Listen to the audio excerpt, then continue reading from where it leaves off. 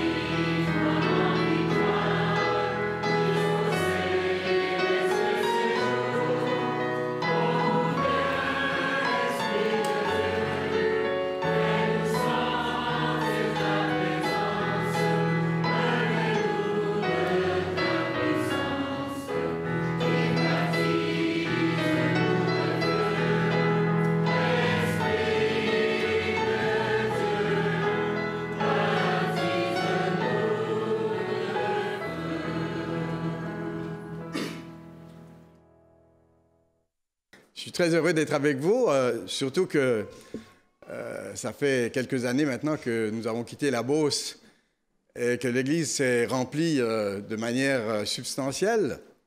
Gloire à Dieu pour cela, pour les déménagements, pour les nouveaux.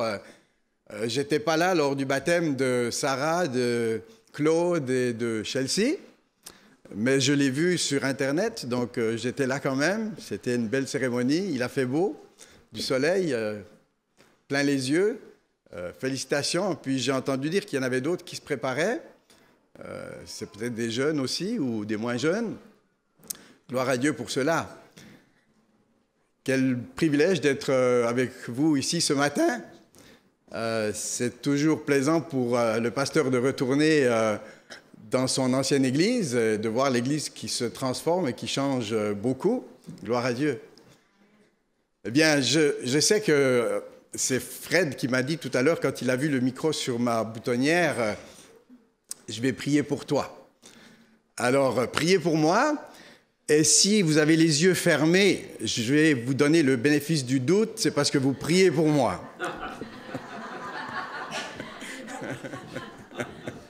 Merci beaucoup. Prions ensemble. Oui, Seigneur, nous sommes à ton écoute. Nous voulons que ton Saint-Esprit nous bouscule si c'est nécessaire, qu'il nous parle clairement et que notre volonté de te servir puisse être magnifiée par la puissance de l'Esprit qui prendra possession de notre intelligence, de notre cœur, de tout notre être pour ta gloire, au nom de Jésus. Amen. Je vous pose une question pour commencer par rapport aux préjugés, parce que vous avez vu le titre de ma prédication. Ce n'était pas du tout ça que je voulais vous présenter, mais quand j'ai fait mon école du sabbat cette semaine, le sermon que je voulais recycler ici, je ne l'ai pas pris, et puis mon épouse m'a dit « tu aurais dû le prendre ». J'ai quelque chose de tout à fait nouveau que je n'ai jamais présenté, donc le Saint-Esprit doit nous aider et doit m'aider dans ce sens-là. Et on a des préjugés. Qui n'a pas de préjugés? Si je vous posais la question, dans notre monde d'aujourd'hui, dans notre société en général, avant de parler de l'Église ou de vous personnellement, quels sont les préjugés les plus courants? Il y a bien sûr des préjugés favorables, et ce serait toujours bon d'avoir des préjugés favorables. Jésus a des préjugés favorables, n'est-ce pas, à notre intention? Mais par rapport aux préjugés défavorables, est-ce que vous avez quelque chose qui, comme un popcorn, vous arrive à l'esprit, que vous aimeriez juste évoquer en un mot? Le racisme, hein, ça c'est un préjugé assez important. Et moi-même, quand j'étais jeune, j'étais raciste. Je pense que ça a changé par la grâce de Dieu. Le racisme, est-ce qu'il y a d'autres préjugés qui circulent dans notre société?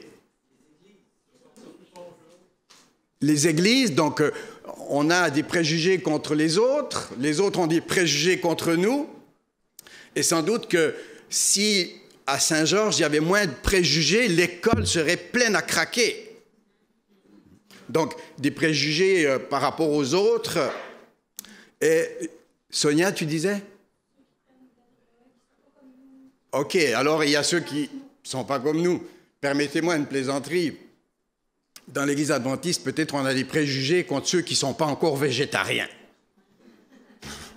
Ça arrive aussi, n'est-ce pas? Ils n'ont pas atteint le niveau. Donc, mais est-ce que vous n'avez pas des préjugés sur vous-même? Est-ce que ce n'est pas un gros problème que nous avons, sans nous en rendre compte, plein de préjugés sur nous-mêmes? Au Québec, on dit « on est fait pour un petit pain ». On n'ira pas loin. Moi-même, j'ai grandi dans l'Église adventiste et je voyais le pasteur et je pense pas qu'à ce moment-là, non, vraiment, je ne pense pas que je devrais un jour devenir pasteur, mais je voyais le pasteur tellement sur un piédestal que ce n'était pas pour moi. Moi, j'étais parmi les cancres, vous voyez, ceux qui s'épanouissent au fond de la classe, derrière les radiateurs. Donc, ce n'était pas mon style de vouloir atteindre un objectif si élevé. Mais c'est Dieu qui fait des miracles, bien sûr, et qui nous propulse en avant, là, parfois, on ne veut pas. On a parlé des migrants, hein. Il y a beaucoup de préjugés contre les migrants. Le président des États-Unis a beaucoup de préjugés contre les Mexicains. Ces gens qui viennent envahir avec la criminalité, la drogue, c'est vraiment les mauvais qui viennent aux États-Unis. Dans l'Église, il y a aussi des préjugés. Il est trop jeune pour prendre telle responsabilité, ou c'est une femme, ou, etc. Il y a plein de préjugés dans le monde, dans l'Église, et donc on est tout entier pétri un petit peu dans ce sens-là. Les gens qui ne sont pas comme nous, est-ce qu'on n'a pas des préjugés contre les gens qui ne mangent pas québécois ou qui ne mangent pas comme nous, ou qui ne voient pas les choses sous notre angle de vue. On a un petit peu des œillères parfois par rapport à cela. Bien, vous savez, il n'y a rien de nouveau sous le soleil. Même les bonnes gens, les meilleures personnes ont des préjugés. En Israël, vous le savez fort bien, chaque matin, un juif sincère qui priait son Dieu, le schéma d'Israël, il y a un seul Dieu, bien, il poursuivait sa prière où il avait placé ceci avant de prier le schéma d'Israël. Seigneur, je te remercie vraiment de tout mon cœur de ce que je ne suis pas un païen, un chien, un goïm, ou que je ne suis pas né femme. Païen, femme, il y avait plein de préjugés qui étaient même éventuellement bâtis sur une compréhension erronée de la Bible par rapport à ce sujet-là. Et l'apôtre Pierre, bien sûr, il n'était pas exempt de préjugés contre les païens. Tout à l'heure, à l'école du sabbat, on a mentionné que Pierre, lorsqu'il serait converti, il pourrait affermir ses frères.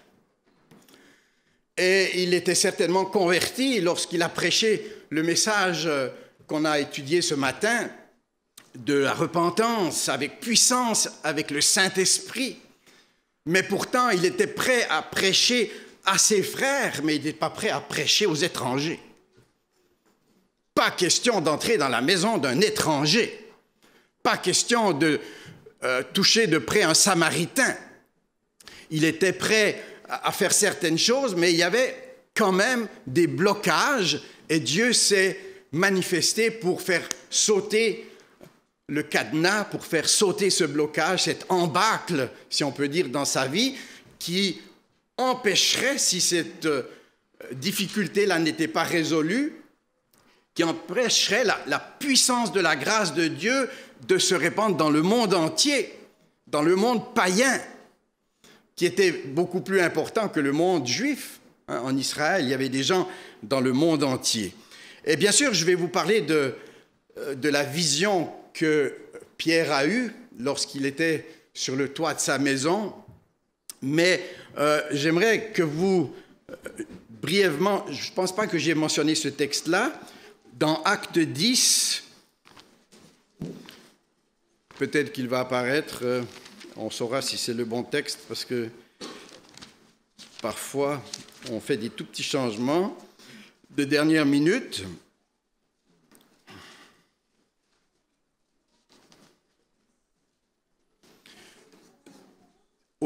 Non, c'est le chapitre 11 que je voudrais... C'est ce texte que je n'ai pas indiqué, je crois. Oui, celui-là, je l'ai indiqué, chapitre 11, versets 1 et 2, et le verset 18. On voit que là, Pierre a passé par-dessus un préjugé de longue date qui faisait partie de sa mentalité, de son état d'esprit, puisque après la vision dont on va parler un petit peu dans quelques instants, de ce bestiaire, de ce zou qui est descendu du ciel dans une nappe de tous ces animaux impurs pour lesquels Dieu lui avait dit « tue et mange », il a compris le message. Le message, et le texte n'apparaît pas, nous dit au verset 34, « Alors Pierre, ouvrant la bouche, explique « En vérité, je reconnais que Dieu ne fait point acception de personne, mais qu'en toute nation, celui qui le craint et qui pratique la justice lui est agréable. » Vous voyez, n'ayons plus de préjugés. J'ai compris que j'avais des préjugés. Dieu veut qu'on ne fasse pas acception de personne. Et il avait compris ce message. Il l'a expliqué, bien sûr, à Corneille. Mais au chapitre 11, il y a une deuxième vague de résistance. Les apôtres et les frères qui étaient dans la Judée apprirent que les païens avaient aussi reçu la parole de Dieu.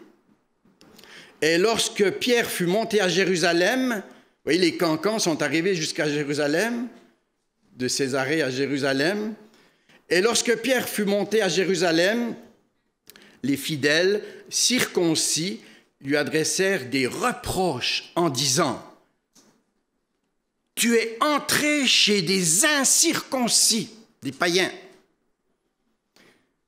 Tu es entré chez des incirconcis et tu as mangé avec eux. » Et là, il leur explique pourquoi, qu'est-ce qui s'est passé. La vision de cette nappe qui est descendue du ciel avec ces animaux impurs que certains utilisent pour dire qu'on peut manger de tout. Mais bien sûr, le texte ne dit pas ça du tout.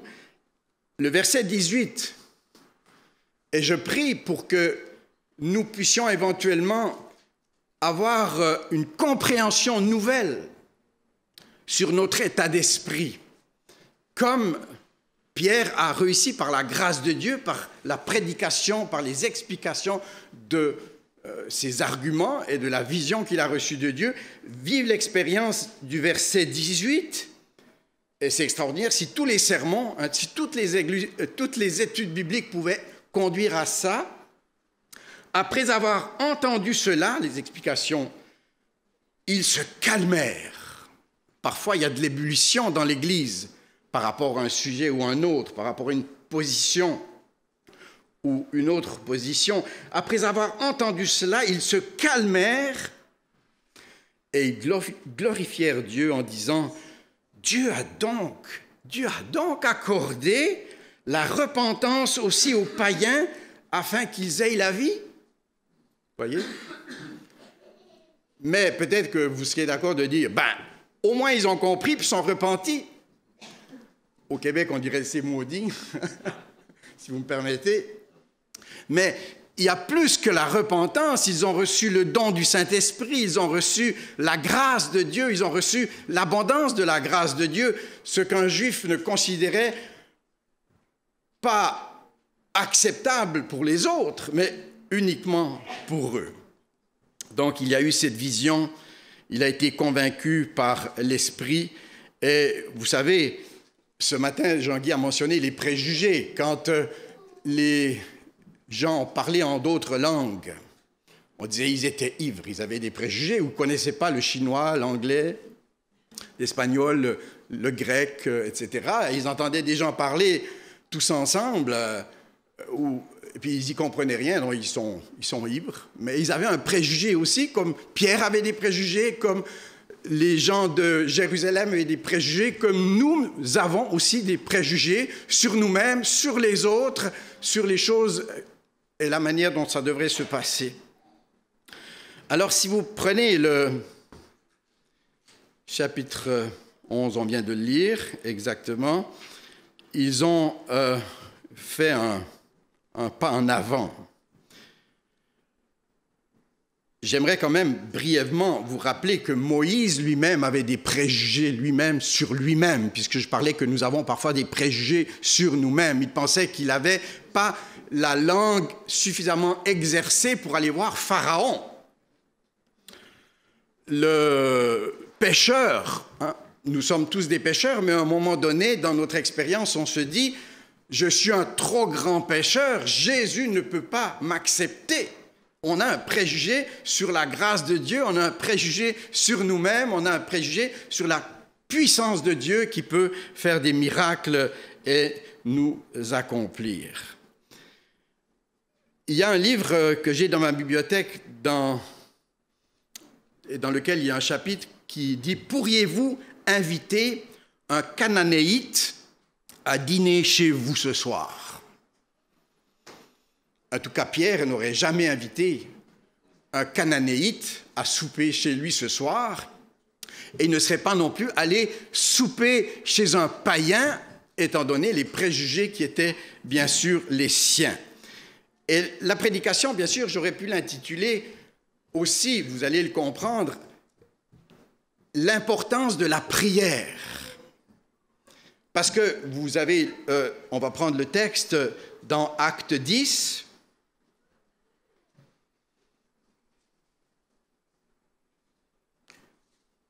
il nous est parlé de Pierre au chapitre 10, verset 9. Le lendemain, comme ils étaient en route et qu'ils s'approchaient de la ville, donc c'est Corneille et les gens qui vont mandaté par Dieu, par un ange qui a visité Corneille pour lui dire d'aller voir Pierre. Alors qu'ils étaient en route, il est dit, Pierre monta sur le toit vers la 6e heure pour prier. Il eut faim et voulut manger. Il est parfois dangereux de prier parce que la faim qui était la sienne, le désir peut-être de régler un problème dans un dialogue personnel avec Dieu s'est transformé en une scène épouvantable à ses yeux de voir ces animaux, c'était Jurassic Park qui descend du ciel. Et il entend la voix de Dieu qui lui dit de manger, puis ensuite, bien sûr, il comprend qu'il n'est pas question de manger, mais de comprendre que les païens ne doivent pas être considérés comme des impurs. J'espère que tout le monde a bien compris cela. Je ne vais pas faire une étude biblique là-dessus, bien sûr. Le principe, c'est qu'il y avait un préjugé, et malgré tous les préjugés qui peuvent faire partie de notre existence, si nous sommes des hommes et des femmes de prière, Dieu peut nous révéler des choses auxquelles on n'aurait pas pensé 5 minutes avant. Dieu peut complètement changer notre paradigme, notre manière de concevoir les choses. Mais il n'y a pas que Corneille, il n'y a pas que Pierre qui prie, parce que le texte nous dit qu'à Césarée, il y avait un homme, au chapitre 10, verset 1, nommé Corneille, centenier dans la cohorte dite italienne. Cet homme était pieux et craignait Dieu avec toute sa maison. Il faisait beaucoup d'aumônes au peuple et priait Dieu continuellement. Voilà un païen qui priait Dieu continuellement. Il y a Pierre qui monte sur le toit de sa maison, un toit plat, et puis il prie et il reçoit une vision. Eh bien, le centenier, lorsqu'il prie, qu'est-ce qu'il arrive au verset 3, vers la 9e heure du jour, il vit clairement dans une vision un ange de Dieu qui entra chez lui et lui dit « Corneille !» Les regards fixés sur lui et saisi d'effroi, il répondit « Qu'est-ce, Seigneur ?»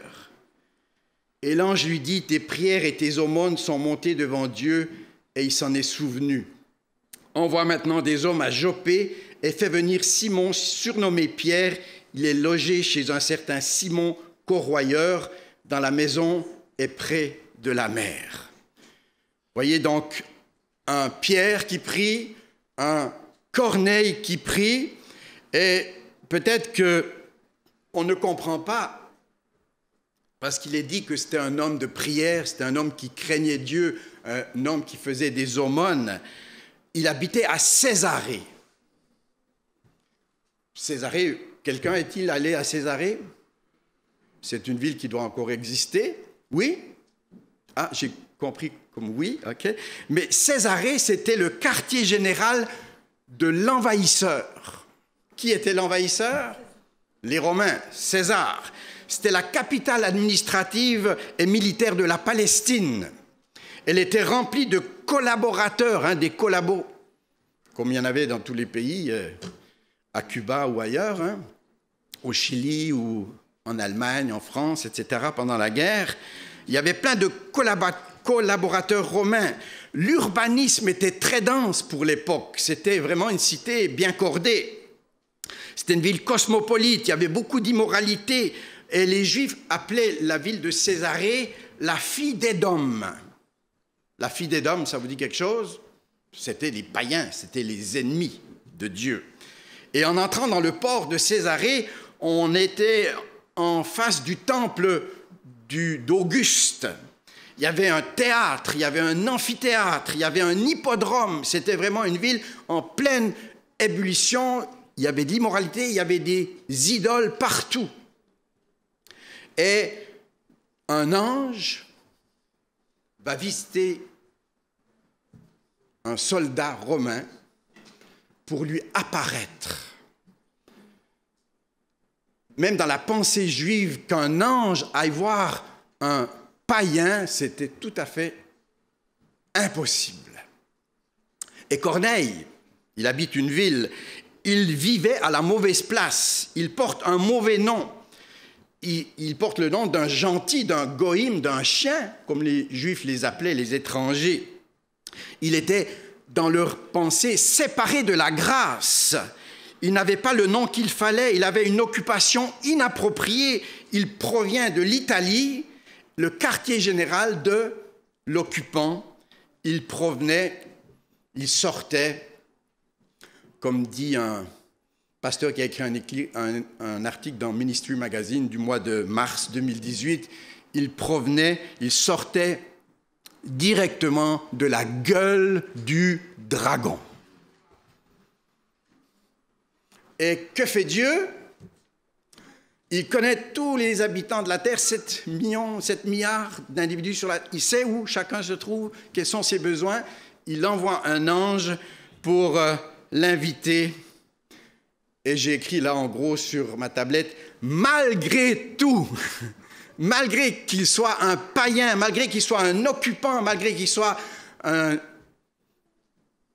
militaire, malgré qu'il soit à la mauvaise place, bien malgré tout, Dieu va le chercher parce qu'il connaît son cœur et il va le mettre en contact avec quelqu'un qui avait des préjugés très négatifs, préjugés immenses comme une montagne, contre un homme comme lui, et comme je l'ai mentionné il y a quelques instants, qui irait manger chez un Cananéen, ou chez un Samaritain, ou chez un Italien? C'est pas pour manger de la pizza, manger chez un Italien. Bien, Dieu renverse le statu quo, il change l'état d'esprit, les paradigmes de cet homme-là. Et Dieu emploie des anges, un ange pour aller voir cet obstiné. Peut-être que certains d'entre vous, peut-être que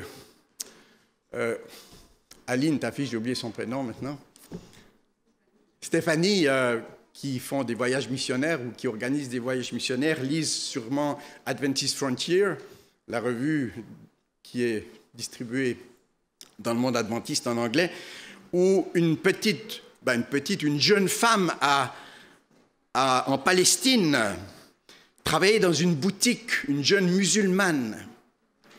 Et un ange lui est apparu pour lui parler de Jésus. Peut-être vous l'avez lu, cet épisode. Une jeune musulmane, pas une chrétienne, une jeune musulmane qui travaillait dans une boutique. Un ange lui apparaît à plusieurs reprises pour lui parler de Jésus. Puis il y a des adventistes qui sont passés par là un jour, qui faisaient du tourisme, qui ont eu le privilège de parler avec elle. Et alors qu'elle voulait savoir comment faire pour devenir chrétienne, elle est allée voir le rabbin, ou elle est allée voir l'imam plutôt, puis l'imam lui a dit, écoute, t'es musulmane, reste musulmane, la vie sera plus facile comme ça. Alors elle a cherché à retrouver le contact de ces adventistes qui étaient retournés aux États-Unis, et par la grâce de Dieu, elle a commencé à étudier la Bible. Elle a commencé à faire un cheminement. Et le Seigneur, comme je vous l'ai mentionné, emploie des anges, aujourd'hui encore, pour toucher, pour visiter quelqu'un qui a sans doute, plus que quelqu'un d'autre, un besoin, une faim, une soif d'avancer, de progresser dans la vie éternelle. Mais vous allez me dire, pasteur, au Québec, parlez-moi de la visite des anges. Est-ce que quelqu'un parmi vous a déjà été visité par un ange? Si on faisait un petit sondage, je n'ai pas été visité non plus par des anges, mais à Saint-Georges-de-Beauce, pas à Saint-Georges-de-Beauce, excusez-moi, à Warwick, il y a 3 ans de cela, je crois, une jeune baptisée qui revenait d'Afrique, une Québécoise, qui habitait chez Marianne Lemay, parce qu'elle faisait ses études au cégep, là, a eu le sentiment, alors qu'elle faisait du patin aligné à Victoriaville, pour ceux qui connaissent Victoriaville, c'est plat, mais il y a quand même le mont Arthabasca. Et il a eu le sentiment puissant qu'il fallait qu'elle monte une côte. L'autre jour, avec mon épouse, on y est allé en voiture, monter une côte qui était goudronnée, mais le dernier bout, pour accéder à la maison où elle est allée, c'est du gravier, puis il y a une grosse maison sur la colline. Elle a eu le sentiment qu'elle devait aller là-bas. Elle n'a pas dit que c'est un ange qui lui a dit, mais elle avait le sentiment de monter avec les patins alignés. On ne va pas faire du patin aligné en montant, on va faire du patin aligné en descendant, n'est-ce pas? Elle est montée jusque là-haut, elle a rencontré un monsieur qui, le soir précédent, avait prié Dieu de lui envoyer quelqu'un pour répondre à ses préoccupations. Et Sarah, eh bien, elle est restée une bonne partie de la soirée chez ce monsieur, et maintenant, elle vient régulièrement à l'église. Est-ce que les anges ont disparu de la circulation depuis Pierre ou Paul ou... Non. Encore au Québec, pas loin d'ici, nous avons eu le privilège de voir la manifestation de la grâce de Dieu dans cette direction-là. Alain, c'est ça son prénom, était prêt parce qu'il priait, parce qu'il espérait, parce qu'il attendait le secours de l'Éternel, et le secours est venu. Alors, les anges, est-ce que c'est pour les plus boqués d'entre nous? Les gens qui veulent rien comprendre? Parce que Pierre voulait rien comprendre. Et j'entends, il avait tous les arguments bibliques pour ne pas accéder à la compréhension que les païens, il fallait s'en tenir le plus éloigné possible. Et pourtant, vous connaissez les textes d'Ésaïe. Il y en a plusieurs, mais je ne vais pas les lire, mais juste en mentionnant, en passant, il y a plusieurs textes dans Ésaïe qui disent que toutes les nations vont converger à Jérusalem, que l'unique, que l'étranger ne dise pas « Dieu me sépara du peuple d'Israël ».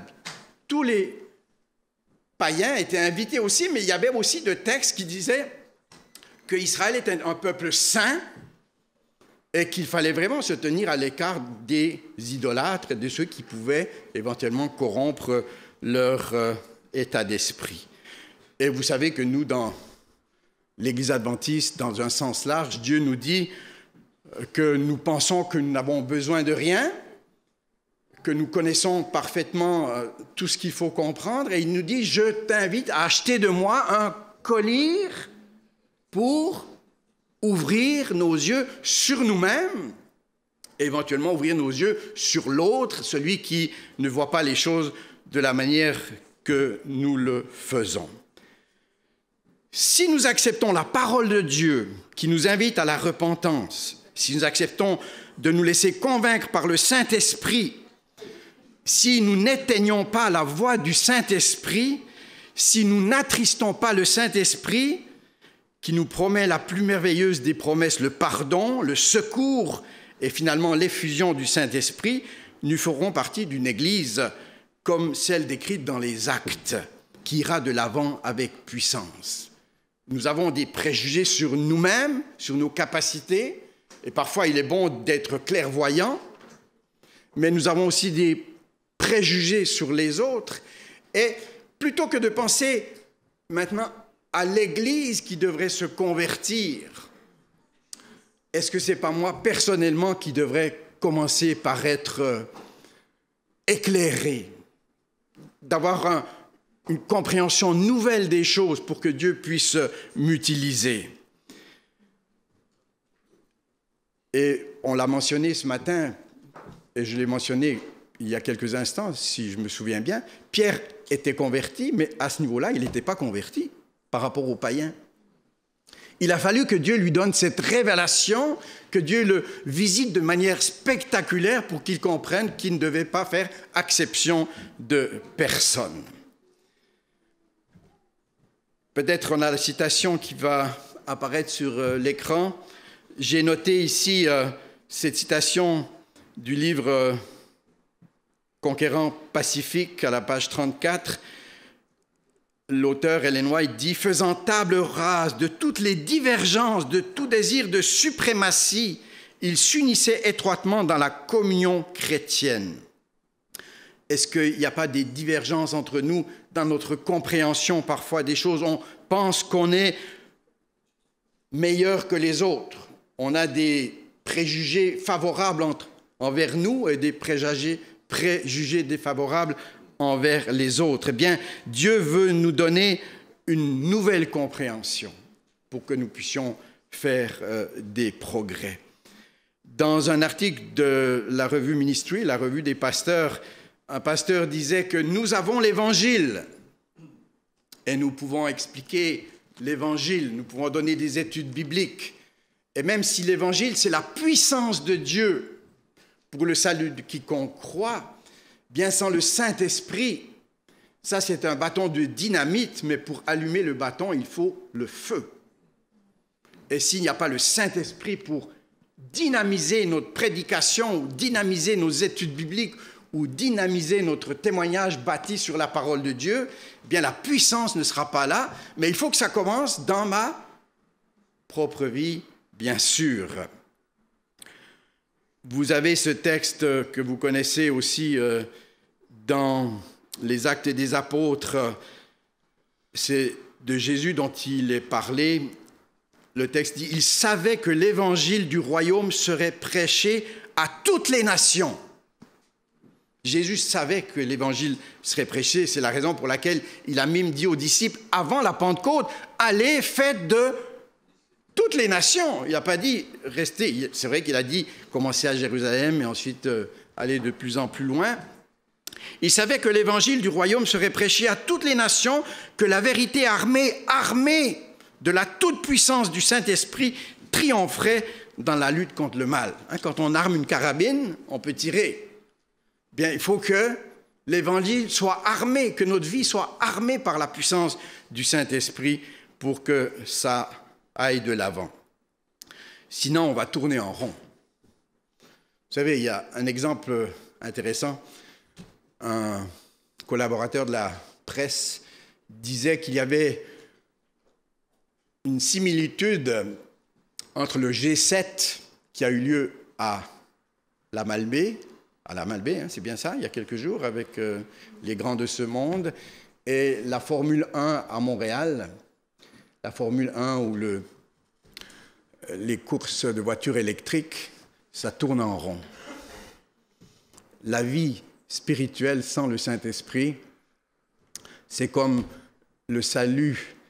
Quand on parle du salut par la grâce sans les œuvres, si c'est juste par la grâce, on tourne en rond. Si c'est juste par les œuvres, on tourne en rond.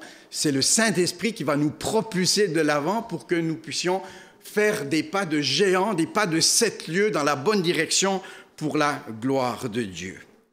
Et Ellen White nous dit, si vous avez le Conquérant Pacifique, page 45-46, « Puisque nous pouvons recevoir la puissance d'en haut, pourquoi n'avons-nous pas faim et soif du don du Saint-Esprit » Elle est archi connue, bien sûr, cette citation. « Pourquoi n'en parlons-nous pas, ne prions-nous pas pour l'obtenir? Pourquoi ne prêchons-nous pas sur ce sujet, puisque nous pouvons recevoir?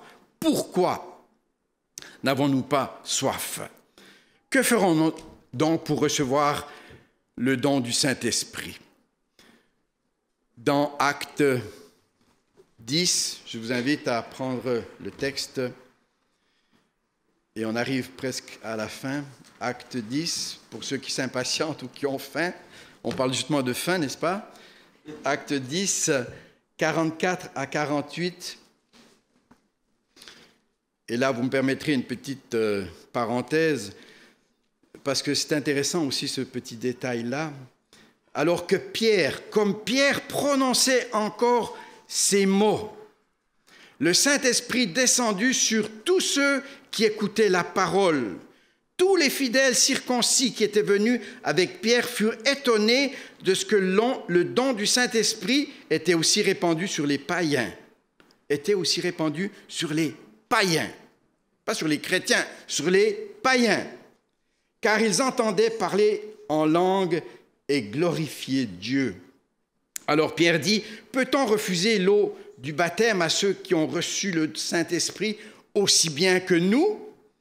Et il ordonna qu'ils fussent baptisés au nom du Seigneur, sur quoi ils le prièrent de rester quelques jours auprès d'eux.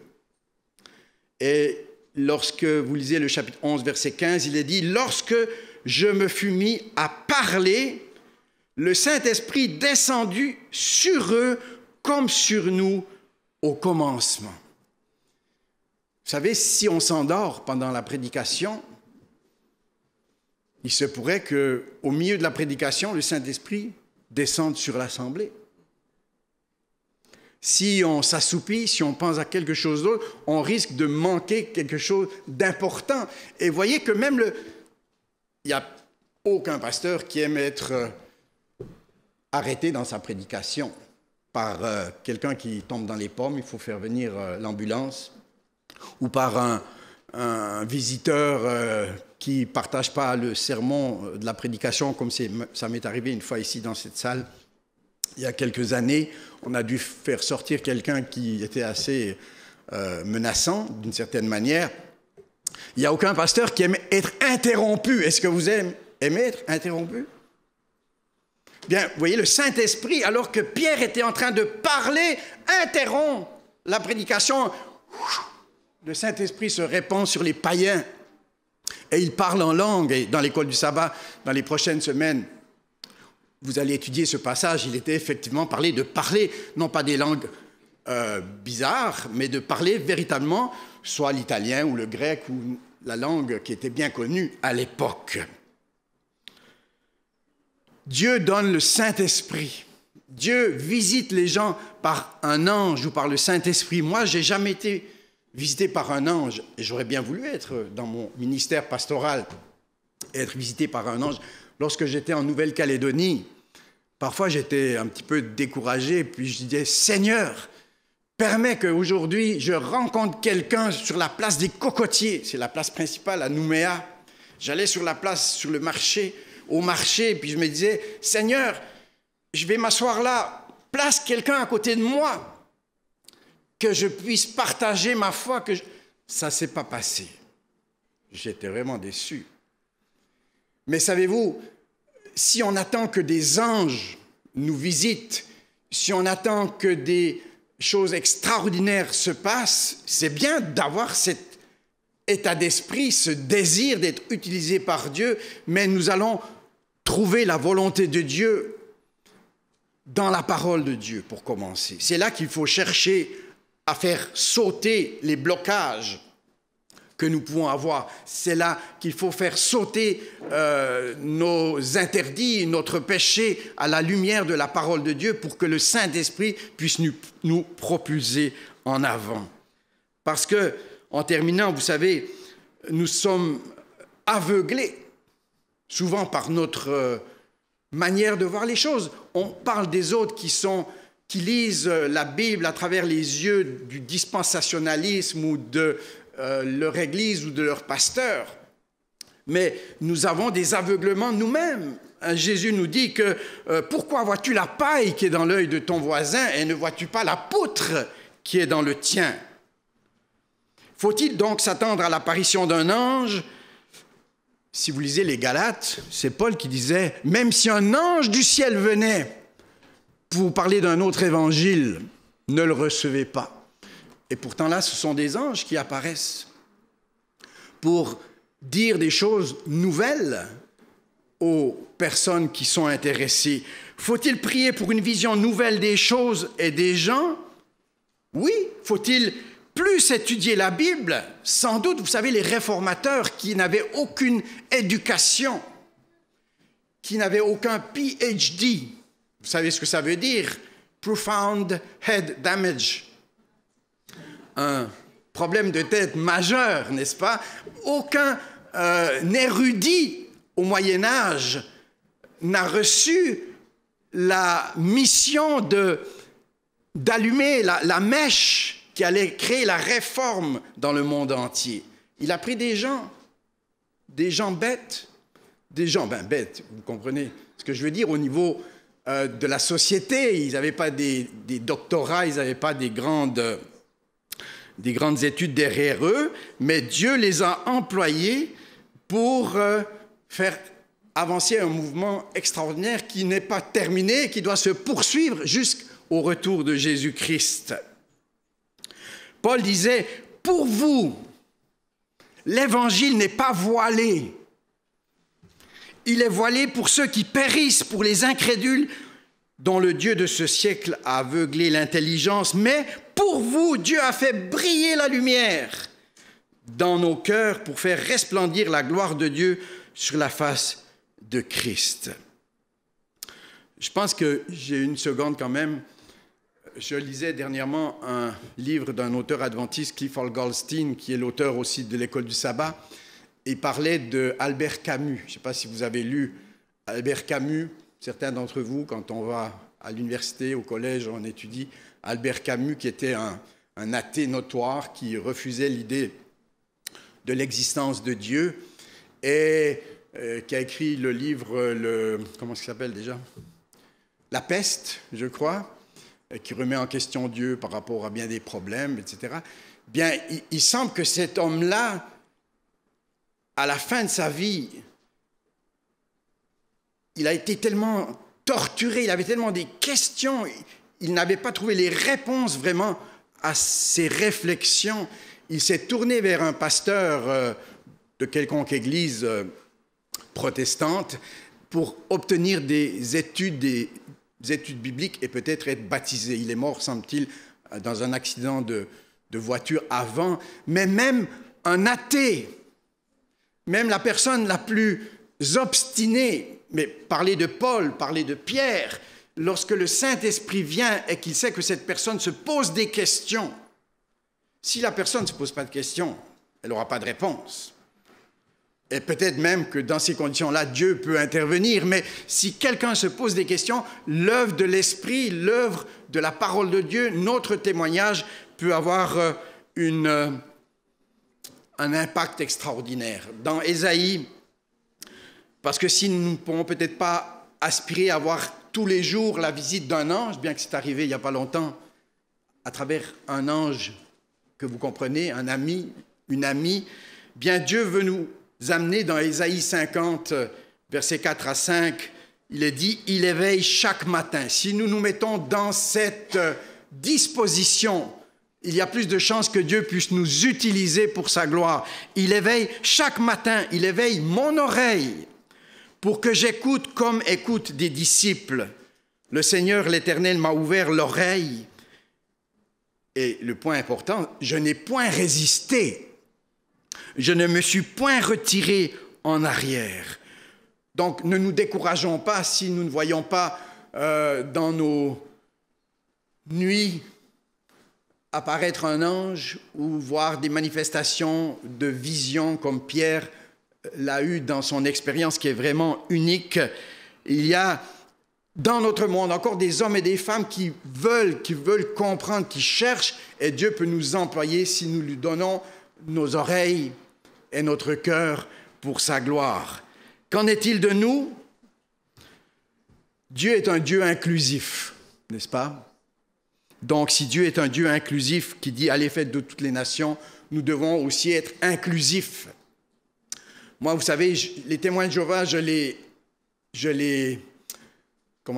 suis pas en admiration devant eux, mais je les respecte beaucoup parce qu'ils font un travail de pionnier avec leurs convictions, mais j'ai un préjugé défavorable pour les témoins de Jéhovah, parce que je me dis, j'en ai vu plusieurs et ça n'a jamais marché. Donc, quand quelqu'un me dit, j'ai les témoins de Jéhovah qui viennent me voir, je dis, oh, laisse faire, ça ne t'amènera à rien du tout. Vous voyez, on a des préjugés défavorables. Quand j'étais petit, il y avait les immigrants qui venaient, les Italiens, ils viennent nous prendre nos femmes, viennent nous prendre nos jobs. Les Noirs, je trouvais que c'était, comme les Américains pensaient que les Indiens, n'est-ce pas, c'était des gens qu'il fallait massacrer. Ou les Autochtones, vous avez entendu le procès que le gouvernement canadien a eu, les dédommagements par rapport aux Autochtones, il fallait les assimiler. On a tous des préjugés, on a tous des idées préconçues, des erreurs. Ben, Dieu peut nous faire sortir de notre zone de confort. Il peut nous amener à vouloir comprendre mieux sa volonté et sa parole. Vous savez, parfois même dans l'Église, il y a des gens qui ont des préjugés concernant les livres d'Ellen White. Il y a beaucoup de gens qui ne veulent pas lire Ellen White. C'est un préjugé qui veut, j'allais pas dire qui peut vous coûter cher, mais qui peut vous priver de nombreuses bénédictions. Bien sûr, il y aurait d'autres choses qu'on peut dire, mais je veux quand même terminer à l'heure. Un préjugé dont je n'ai pas mentionné, j'étais pasteur ici il y a quelques années, puis on avait un gros préjugé. Heureusement que quelques personnes ont choisi d'aller de l'avant, malgré le fait qu'on était convaincus qu'une école adventiste ici, ça ne pourrait jamais marcher. Comment vouloir avoir une école dans une petite communauté, ça nous coûterait trop cher, tu te souviens, Alain? Et puis il y a quelques femmes comme Julia ou comme d'autres membres de cette église qui ont dit on va aller de l'avant. Vous voyez, on a des préjugés et l'église a une école qui fonctionne depuis bientôt une dizaine d'années et qui a eu le bénéfice de préparer des jeunes pour le service, pour la vie éternelle. Et dans le texte d'Acte 2, il dit « Vos fils et vos filles prophétiseront ». Donnons une place à nos enfants, parce que dans le dernier numéro du Messenger que vous avez ici en français, il y a un article sur l'éducation chrétienne, avec un commentaire du président de l'Union canadienne et un article de l'éditeur en chef qui dit « J'ai rencontré des étudiants qui étaient à l'école avec moi, puis j'ai vu d'autres étudiants qui n'allaient pas à l'école adventiste comme moi, et quand je regarde comment les uns et les autres ont fini, dans l'Église adventiste, ceux qui ont poursuivi l'éducation chrétienne sont des docteurs, des avocats, des gens qui ont des professions de haut niveau, tandis que ceux qui n'ont pas assisté à l'éducation chrétienne, ils ont fini dans la drogue, ils ont fini avec des jobs assez, convenables, mais rien d'extraordinaire. Et si on a des préjugés contre l'éducation chrétienne, bien, quand on lit ces témoignages, ça nous donne un petit coup de pouce, ça nous dit il faut y aller, il faut faire des sacrifices, et c'est ce que le président invite les églises de faire. Faisons tout pour que Dieu, comme on le disait ce matin, faisons tout de notre côté pour que Dieu puisse nous éclairer. Même si nous ne sommes pas prêts, Dieu peut nous jeter dans l'arène, dans la mission, vers l'inconnu. Demandons à Dieu qu'il fasse tomber, comme pour Paul, n'est-ce pas, les écailles de ses yeux. Comme dans l'église de Laodicée, il est dit, je t'invite à acheter un collier pour que tu vois. Demandons au Seigneur de nous donner par son Saint-Esprit l'amour des autres qui va faire tomber certaines barrières, l'amour de la vérité. Prions tous les jours pour que le Saint-Esprit nous visite selon notre besoin particulier. Mettons-nous à l'écoute comme des disciples. Prions-le pour qu'il nous envoie un ange, qu'il nous envoie un signe, qu'il nous parle par sa parole. L'apôtre Paul disait, jusqu'à ce jour, quand on lit Moïse, un voile est jeté sur leur cœur. Est-ce que nous n'avons pas tous besoin que le Seigneur enlève certains voiles? Mais lorsque les cœurs se convertissent au Seigneur, le voile est ôté. Dans Acte 9, au même instant, ça peut être instantané, il tomba de ses yeux des écailles et il recouvra la vue. Que le Seigneur nous aide afin que par sa grâce, si c'est aussi notre désir, mais même parfois quand ce n'est pas notre désir, mais que nous sommes disponibles, il va nous faire avancer, il va nous faire comprendre, il va nous faire progresser dans la direction de sa gloire et pour notre bonheur aussi à nous tous. C'est ma prière ce matin pour vous et pour moi. Amen. Je vous invite à vous lever pour prendre le cantique de la fin dans Hymne et louange, le numéro 125. Amen.